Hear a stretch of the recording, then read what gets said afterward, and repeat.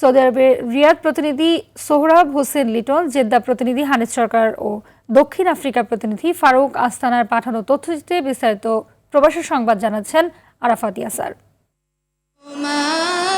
Saudi আরবের রিয়াদস্থ Bangladesh international school and college Bangla শাখার উদ্যোগে বিদ্যালয় প্রাঙ্গণে ৫৪তম মহান বিজয় দিবস উদযাপন করা হয়েছে। প্রিন্সিপাল রকিবুল আলমের সভাপতিত্বে প্রধান অতিথি ছিলেন মোহাম্মদ সোহাইব বিওডি। শিক্ষার্থী আপনান সুষমার সঞ্চালনায় বিশেষ অতিথি ছিলেন ভাইস প্রিন্সিপাল দেলোয়ার হোসেন, কাউসার মাহমুদ, রফিকুল ইসলাম, গাউসুল আজম মাফি, মোহাম্মদ জহিরুল ইসলাম সহ আরও অনেকে। আলোচনা শেষে মহান মুক্তিযুদ্ধে শহীদদের আত্মার মাগফিরাত কামনা করে বিশেষ দোয়া ও মোনাজাত করা হয়।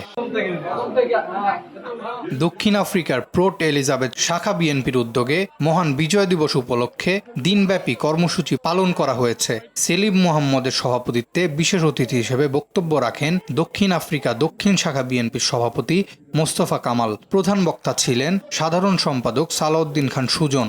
আলোচনা শেষে ক্রীড়া প্রতিযোগিতার বিজয়ীদের হাতে পুরস্কার তুলে দেয়া হয়।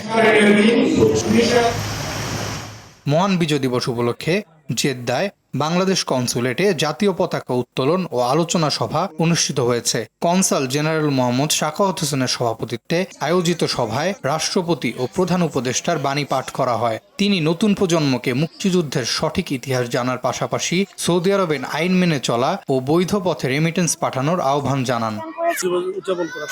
সৌদি আরব পশ্চিমাঞ্চল বিএনপির উদ্যোগে পোস্টাল ভোটিং বিষয়ে আলোচনা সভা অনুষ্ঠিত হয়েছে। পোস্টাল ভোটিং কমিটির আহ্বায়ক মীর মনিরুজ্জামান তপনের সভাপতিত্বে ও সদস্য সচিব প্রকৌশলী নুরুল আমিনের সঞ্চালনায় সভায় প্রবাসীদের দ্রুত ভোটার নিবন্ধন সম্পন্ন করার আহ্বান জানানো হয়।